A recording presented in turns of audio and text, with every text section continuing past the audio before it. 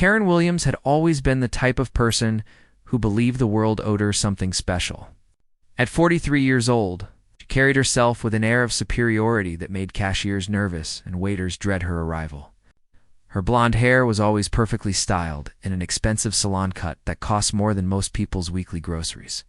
Her nails were freshly manicured in a shade of red that matched her aggressive personality, and her voice was loud enough to command attention in any room she entered. Whether people wanted to give it or not, she had built her life around the principle that being demanding got results. As a successful real estate agent in suburban Chicago, she had learned that the squeaky wheel got the grease, and she had become very good at squeaking. Her colleagues respected her sales numbers but avoided her company lunches. Her neighbors smiled politely but rarely invited her to their gatherings. Even her own family had learned to brace themselves when her name appeared on their phone screens. On this particular Tuesday morning in London, Karen was already having what she considered a catastrophically terrible day, though to any reasonable observer, it would have seemed like minor inconveniences. The coffee shop in her hotel lobby had run out of her preferred vanilla latte with oat milk, forcing her to settle for what she dramatically described as substandard, regular milk that probably came from unhappy cows. The taxi driver had taken what she deemed the completely wrong route to her destination. Despite his gentle explanation that road construction had forced the detour, when she loudly questioned his competence, he had simply turned up his radio and ignored her commentary for the remainder of the journey. Now, she found herself standing in the persistent London drizzle outside Buckingham Palace, surrounded by a crowd of tourists she considered beneath her social status. There were families with children who kept bumping into her designer coat, elderly couples speaking in languages she didn't recognize, and teenagers taking what seemed like hundreds of selfies. The whole scene irritated her beyond measure. She had come to London for a high-end real estate conference, one of those expensive events where successful agents shared strategies for selling million-dollar properties to equally wealthy clients. Karen had paid nearly $3,000 for the privilege of attending, and she made sure everyone knew it.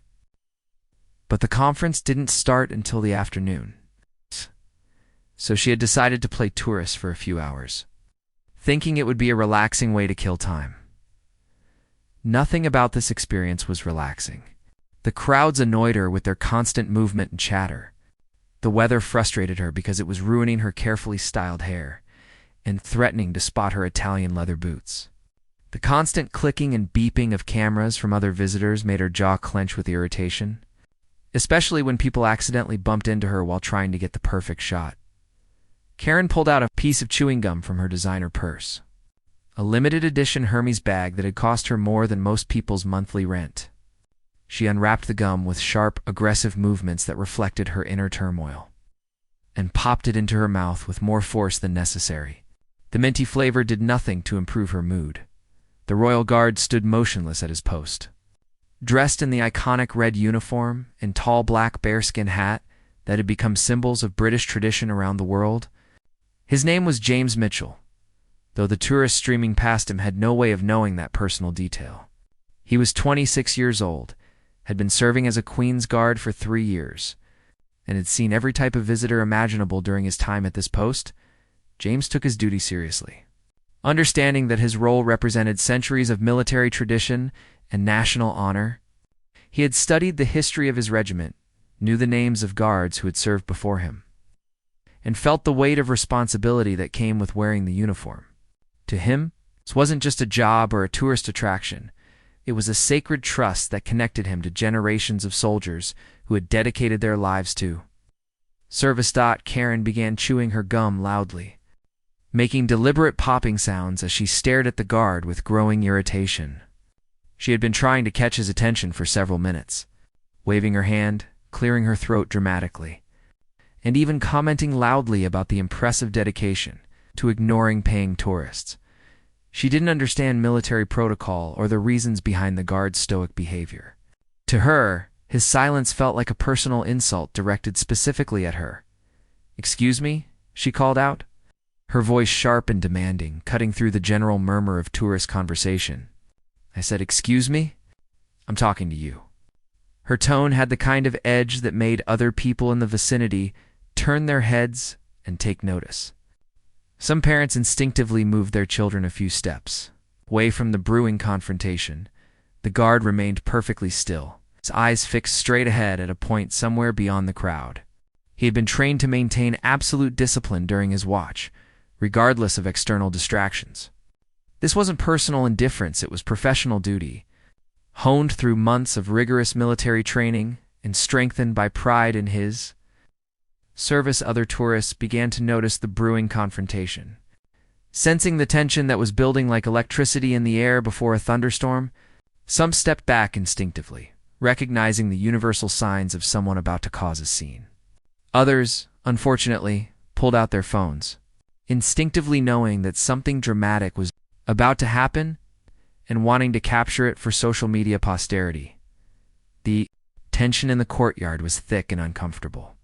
As Karen's face reddened, with a mixture of anger and embarrassment, she had never been ignored so completely in her adult life, and the public nature of the situation made her fury burn even brighter.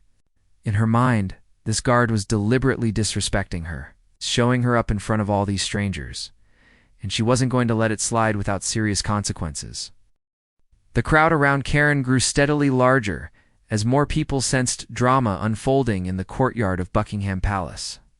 Word seemed to spread through the tourist groups like ripples in a pond. Something interesting was happening near the guard post, and people began gravitating toward the disturbance with the inevitable magnetism that draws crowds to conflict.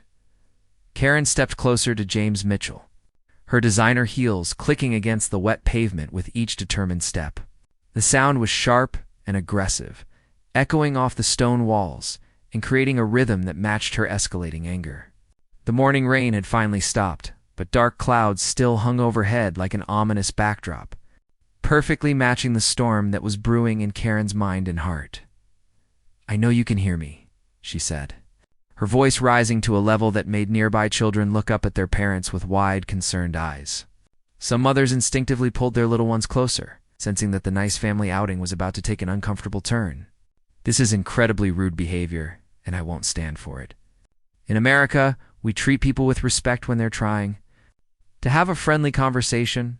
Her voice carried the kind of self-righteous indignation that suggested she genuinely believed she was the injured party in this situation.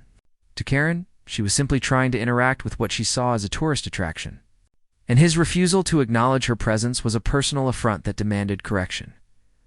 James Mitchell remained frozen in his ceremonial position, but inside his mind he was acutely aware of the situation developing around him. His training had prepared him for many scenarios in clement weather, large crowds, even occasional hostile individuals, but something about this particular woman's aggressive energy put him on high alert. There was a quality to her anger that felt different from the usual tourist frustration. This felt more personal, more volatile. He had dealt with difficult visitors before during his 3 years of service. There had been the drunk football fans who tried to make him laugh, the teenagers who attempted to startle him with sudden movements, and the occasional conspiracy theorist who wanted to lecture him about government control. But this woman's escalating fury had a sharp edge that made him wonder how far she might be willing to go.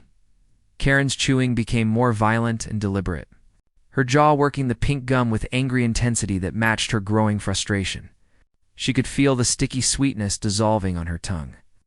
But instead of the usual calming effect that gum often provided, it only seemed to fuel her rage. Every chew felt like preparation for battle. She looked around at the gathering crowd, expecting to see faces that shared her outrage at being so blatantly ignored by this uniformed man. Instead, she saw expressions of curiosity, confusion, and growing disapproval directed not at the guard, but at her. People were whispering to each other, pointing phones in her direction, and shaking their heads in ways that suggested they found her behavior inappropriate rather than justified. This realization only fueled her anger further, like gasoline thrown on an already burning fire. How dare these strangers judge her when she was clearly the victim of this guard's unprofessional and disrespectful conduct? She had paid good money for her London vacation. The flight alone had cost her nearly $2,000, and her hotel was charging her almost £400 per night. She deserved better treatment than this silent, Arrogant dismissal. Fine, she announced loudly, her voice carrying across the courtyard with the kind of theatrical volume that suggested she was used to making dramatic pronouncements. If you want to play games, we can play games. Two can play at this ridiculous little power trip of yours. A middle-aged woman in the crowd whispered urgently to her husband. She's not really going to do what I think she's going to do, is she? Her voice carried just enough to be overheard by several people nearby, who looked at Karen with growing alarm and fascination. Several tourists began recording video on their phones, somehow instinctively knowing they were about to witness something that would be talked about for years to come. The phones came out like flowers blooming in fast forward, suddenly appearing from pockets and purses as people prepared to document whatever was about to happen. Karen worked the chewing gum in her mouth more aggressively, building up saliva and preparing what she considered her ultimate act of defiance and retaliation. In her twisted logic, if this guard wanted to ignore her and make her look foolish in front of all these people, she was going to respond with something that would definitely get his attention and show him the consequences of disrespecting someone like her. She pulled the gum from her mouth with her fingers, stretching the pink sticky mass slightly as she examined it with the calculating eye of someone choosing a weapon. The warm, saliva-coated wad of gum sat in her palm, ready to become her projectile of choice in this bizarre battle of wills that existed entirely in her own mind. The moment stretched like elastic as everyone held their breath, waiting to see if she would really cross the line from merely rude behavior to something far more serious and potentially criminal. The tension was palpable, electric, as if the very air was charged with the anticipation of an irreversible moment that would change everything for everyone involved. Without a moment's hesitation, Karen flicked the chewing gum with the practiced precision of someone who had clearly thrown things in anger before. The pink, saliva-coated projectile arced through the cool morning air in a perfect trajectory, spinning slightly as it traveled the short distance between her outstretched hand and James Mitchell's face. Time seemed to slow as the disgusting missile completed its journey before striking him directly in his left eye with a soft, wet splat that was audible to everyone in the immediate vicinity. The crowd gasped collectively, a sound like wind rushing through autumn trees, full of shock and disbelief.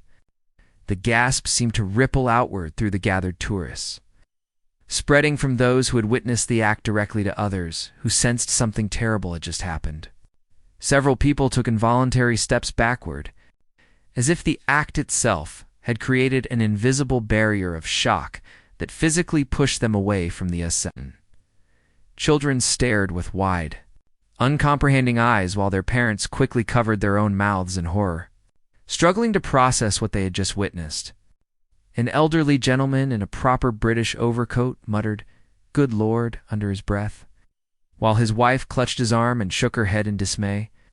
A group of teenage tourists stopped their constant photo-taking, their phones lowering as they realized they had just recorded something that went far beyond typical tourist behavior. James felt the warm, sticky mass of gum strike his eye with surprising force. The impact was sharp and startling, and he could immediately feel the disgusting texture as it began to stick to his eyelashes and slowly slide down his cheek, leaving a trail of pink stickiness mixed with someone else's saliva. The sensation was revolting, but more than the physical discomfort. He felt the profound disrespect of the deliberate assault. Yet despite the shock and revulsion, James didn't flinch even slightly.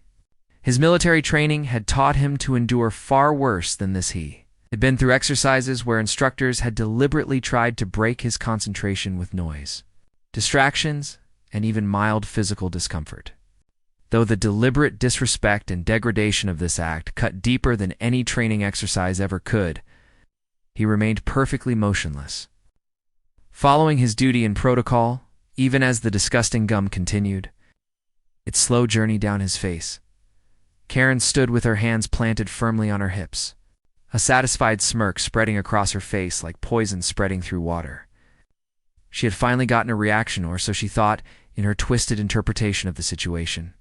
In her mind, she had won this strange battle she had created entirely in her own imagination, teaching this arrogant, disrespectful guard a lesson about ignoring important people like herself. "There," she announced to the crowd with theatrical triumph, her voice dripping with vindication and self-satisfaction. "Maybe next time, he'll think twice before being so incredibly rude to tourists who are trying to be friendly and start a normal conversation." Some people need to learn basic manners, but the crowd's reaction wasn't what she expected at all. Instead of approval, understanding, or support for her position, she saw faces filled with disgust, shock, and profound disappointment directed squarely at her. The expressions surrounding her weren't those of people who thought she had been justified in her actions. They were the expressions of people who had just witnessed something cruel and inexcusable. A teenage girl near the front of the group, probably no more than 16, spoke up with a voice that trembled with genuine indignation and disbelief. Her British accent made each word sound more condemning and proper, as if the very cadence of her speech was designed to highlight the impropriety of what had just occurred. "That was absolutely horrible," the girl said, her voice gaining strength as she continued. "That was disgusting and mean and completely unnecessary. He's just doing his job, trying to serve his country with honor. How could you do something so cruel to another human being? What kind of person thinks that's acceptable behavior?" Other voices began to join in, creating a chorus of disapproval that surrounded Karen like a tightening circle of judgment. The crowd's condemnation grew louder and more unified as people found their voices and their courage to speak out against what they had witnessed. In an elderly man with kind eyes and a gentle face shook his head sadly, speaking in a voice heavy with disappointment. "In all my 73 years, I've never seen such disrespectful behavior toward a serviceman. That young man is representing his country, and you've treated him like garbage." A mother pulled her young son closer to her side, as if protecting him from witnessing such cruel behavior, while she spoke directly to Karen. "I hope my child never sees an adult act like this again. This is exactly the kind of behavior we teach children never to exhibit." Karen's moment of triumph began to crumble around her, like a house of cards in a hurricane, as she realized that instead of support and vindication, she had earned the contempt and disgust of everyone watching. The phones that had been recording were now capturing her shame and humiliation rather than her perceived victory, and she could feel her cheeks burning with a mixture of defensive anger and growing embarrassment. The reality of her situation began to dawn on her like a cold, uncomfortable sunrise. She was surrounded by strangers who now saw her as the villain in this story, and there were multiple videos being recorded that would preserve this moment forever. But the real surprise was yet to come, because James Mitchell was about to respond in a way that would change everything and everyone involved. James Mitchell remained perfectly still for several more long seconds, the disgusting gum still clinging to his cheek like a badge of someone else's cruelty and disrespect. The pink mask continued its slow descent down his face, leaving a sticky trail that caught the pale London sunlight filtering through the breaking clouds. Every person in the crowd watched in fascination and growing respect as he maintained his composure despite the humiliating assault. Then, slowly and deliberately, with movements that spoke of incredible self-control and dignity, James reached into his uniform pocket and withdrew a clean white handkerchief. The simple cotton square seemed to glow against his red uniform, a symbol of order and cleanliness in the midst of the chaos that Karen had created. With calm, measured movements that never once suggested anger or haste, he wiped the offensive gum from his face, carefully cleaning away every trace of the sticky residue. The crowd watched in stunned silence as he folded the handkerchief carefully, precisely creating neat creases with the kind of attention to detail that spoke of military training and personal pride. He returned it to his pocket with the same deliberate care, never once breaking his disciplined posture or looking away from his assigned position of duty. Then, something completely unexpected happened that would be remembered by everyone present for the rest of their lives. Something that would be shared in countless retellings and would fundamentally change how each witness thought about dignity, grace, and the power of choosing kindness over retaliation. James turned his head slightly toward Karen. making direct eye contact for the first time since this entire confrontation began. His eyes weren't filled with the anger, resentment, or desire for revenge that she might have expected and probably deserved. Instead, they held something far more powerful and infinitely more unsettling: genuine sadness, profound disappointment, and an unexpected depth of compassion that seemed to see right through her aggressive exterior, too. Something wounded and lost underneath. When he spoke, his voice was quiet but remarkably clear, carrying easily across the silent courtyard with the kind of natural authority that comes not from volume or aggression, but from absolute moral certainty and inner strength. Every word was measured and dignified, spoken with the kind of respect and consideration that made Karen's previous behavior seem even more shameful and inexcusable by stark contrast. "Ma'am," he said softly, his voice carrying the weight of genuine sincerity. "I've been standing here for 3 hours this morning, representing my country and honoring the memory of all those who served before me with courage and sacrifice. This uniform I wear represents something much larger than myself. My grandfather died defending this nation during World War II, fighting against fascism in the beaches of Normandy. My father served in Northern Ireland during the Troubles, spending months away from his family to help keep peace in dangerous times." He paused for a moment, letting his words sink in and giving weight to the history he was sharing. The crowd leaned forward instinctively, hanging on every syllable, sensing they were witnessing something rare and profound. This red uniform represents sacrifice, honor, and dedication to something greater than our own personal desires or frustrations. It represents the willingness to put service before self, to stand guard while others sleep safely, to maintain discipline and dignity even when faced with behavior that might naturally provoke anger or retaliation. His voice remained steady and calm, but there was an unmistakable depth of feeling behind his words that made them resonate with. Extraordinary power? I don't know what happened in your life today that made you feel the need to hurt a stranger who was simply doing his job, following his duty, and trying to honor his commitment to his country. But I want you to know, with complete sincerity, that despite what you did to me, I forgive you. Whatever pain you're carrying inside that made you act this way, whatever frustration or disappointment brought you to this moment, I genuinely hope you find peace with it." Karen felt her legs go weak beneath her, as if the very foundation of her understanding about how the world worked had suddenly shifted. This wasn't the angry confrontation she had expected and had mentally prepared herself to handle. This wasn't a shouting match where she could defend herself and escalate the conflict further, or storm away feeling justified in her righteous anger. This was something she had never encountered before in her 43 years of life: pure, undeserved grace offered freely in the face of deliberate cruelty. The crowd around her seemed to exhale collectively, a sound like wind through cathedral spaces. As people found themselves visibly moved by the guard's response, several tourists were wiping tears from their eyes, touched by his dignity, his forgiveness, and his compassion in such a humiliating and difficult moment. Even the teenagers had stopped their phone recordings, too moved by the genuine emotion of the moment to think about social media documentation. Karen opened her mouth to respond, to offer some defense or justification for her behavior, but no words came out. For the first time in years, perhaps for the first time since she was a child, she found herself completely and utterly speechless, stripped of her usual armor of anger and entitlement, standing naked and ashamed before the mirror of someone else's unexpected kindness.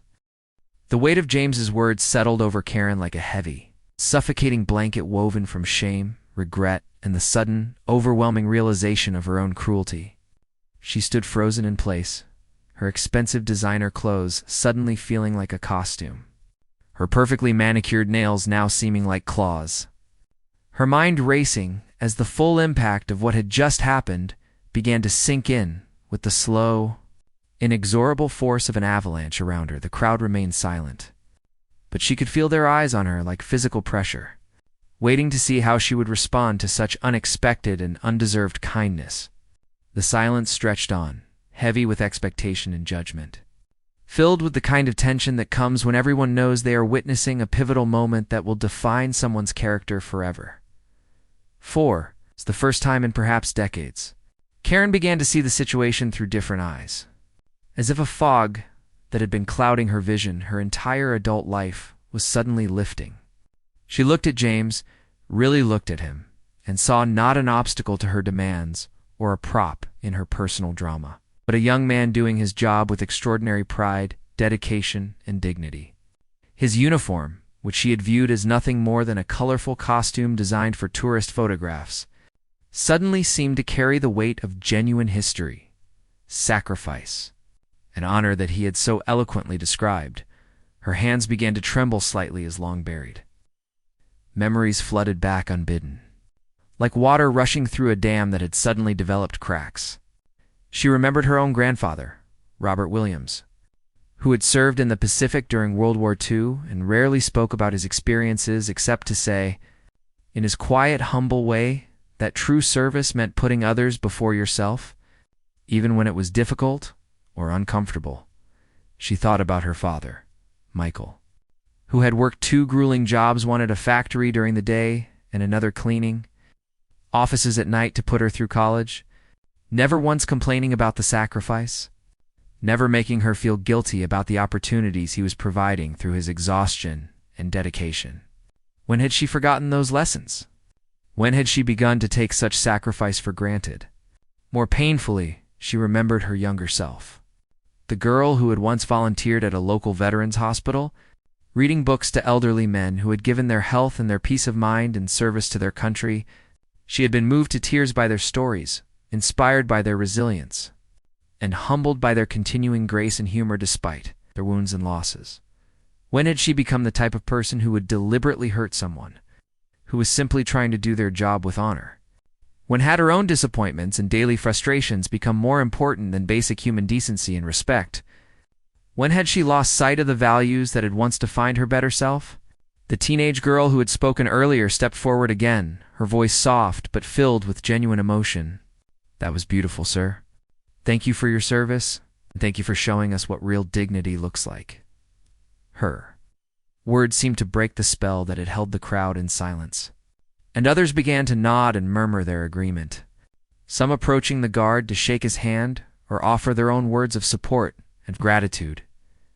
Karen watched this spontaneous outpouring of respect and admiration with growing devastation, realizing that she had not only attacked an innocent person who was dedicated to serving others, but had also revealed something ugly and shameful about herself to a crowd of strangers who would forever remember her as the cruel woman who assaulted a guard. The videos that people had recorded would show the world exactly who she had become, and that person wasn't someone she recognized or wanted to be. Tears began to well up in her eyes as the full emotional impact of the moment crashed over her like a tsunami of regret and self-recognition. She thought about her daughter, Emma, back home in Chicago, a bright, compassionate 20-year-old who looked up to her mother and tried to model her behavior after the woman she believed Karen to be. What would Emma think if she saw this video? What kind of example had she just set for the daughter she claimed to love more than life itself? The realization hit her like a physical blow. She had become everything she had once criticized in other people. She had become the entitled customer who made service workers miserable, the angry person who took out her personal frustrations on innocent strangers, the type of individual who valued her own convenience and ego more than basic human kindness. James noticed her obvious distress and, despite everything she had done to humiliate and assault him, felt a genuine moment of compassion for her evident pain. He could see that his words had reached something deep inside her, possibly changing her perspective in a way that anger and retaliation never could have accomplished. There was something profoundly human in her breakdown that reminded him why he had chosen a life of service. In the first place, the transformation happening inside Karen was profound and unexpected, touching parts of her heart that had been closed off for years by pride, entitlement, and the gradual hardening that comes from always putting yourself first. From never having to truly consider the impact of your actions on other people's lives and dignity, the weight of James's words settled over Karen like a heavy blanket. She stood frozen in place, her mind racing as the full impact of what had just happened began to sink in. Around her, the crowd remained silent, but she could feel their eyes on her, waiting to see how she would respond to such unexpected kindness. For the first time, Karen began to see the situation through different eyes. She looked at James, really looked at him, and saw not an obstacle to her demands, but a young man doing his job with pride and dedication. His uniform, which she had viewed as a costume, suddenly seemed to carry the weight of history and sacrifice that he had described. Her hands began to tremble slightly as memories flooded back unbidden. She remembered her own grandfather, who had served in Vietnam and rarely spoke about his experiences, except to say that service meant putting others before yourself. She thought about her father, who had worked 2 jobs to put her through college, never complaining about the sacrifice. When had she become the type of person who would deliberately hurt someone who was simply trying to do their job? When had her own disappointments and frustrations become more important than basic human decency? The teenage girl who had spoken earlier stepped forward, her voice soft but firm. "That was beautiful, sir. Thank you for your service." Others in the crowd began to nod and murmur their agreement, some approaching to shake the guard's hand or offer their own words of support. Karen watched this outpouring of respect and admiration, realizing that she had not only attacked an innocent person, but it also revealed something ugly about herself to a crowd of strangers. The videos that people had recorded would show the world exactly who she really was, and that person wasn't someone she recognized or wanted to be. Tears began to well up in her eyes as the full emotional impact of the moment crashed over her. She thought about her daughter back home, who looked up to her and modeled her behavior. What would she think if she saw this video? What kind of example had she just set? James noticed her distress, and despite everything she had done to him, felt a moment of compassion for her obvious pain. He could see that his words had reached something deep inside her, possibly changing her perspective in a way that anger never could have accomplished. The transformation happening inside Karen was profound and unexpected, touching parts of her heart that had been closed off for years by pride, entitlement, and the gradual hardening that comes from always putting yourself first. Karen took a shaky step forward, her designer heels suddenly feeling unsteady on the pavement. The tears she had been fighting began to flow freely down her cheeks, taking her carefully applied makeup with them. For the first time in years, she didn't care how she looked to the people around her. "I'm so sorry," she whispered, her voice barely audible. Then louder, with more conviction, "I'm so very sorry. You didn't deserve that. Nobody deserves that." The crowd watched in amazement as the same woman who had been so aggressive and entitled just moments before seemed to transform before their eyes.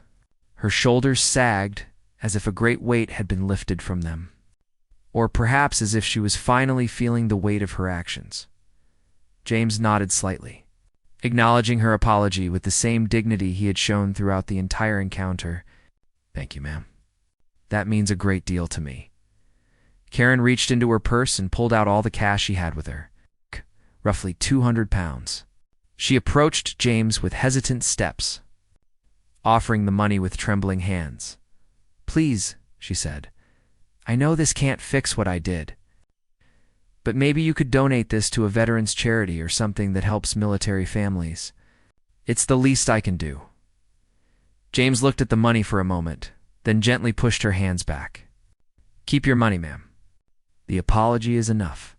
But if you really want to honor what this uniform represents, perhaps you could take this experience and use it to treat others with more kindness in the future." The crowd began to applaud, not for the spectacle they had witnessed, but for the powerful moment of human connection and redemption they had just observed. Several people wiped away tears, moved by the display of forgiveness and genuine remorse. Karen nodded through her tears, understanding that she had been given a gift far more valuable than anything money could buy.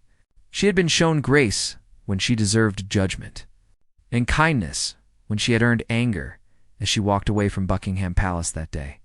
Karen felt like a different person than the one who had arrived that morning. The videos of the incident would indeed go viral, but they would tell a complete story, one of cruelty transformed by grace, of entitlement humbled by dignity, and of a heart that was opened by unexpected kindness. 3 months later, Karen would return to London not as a tourist, but as a volunteer for a charity that supported military veterans.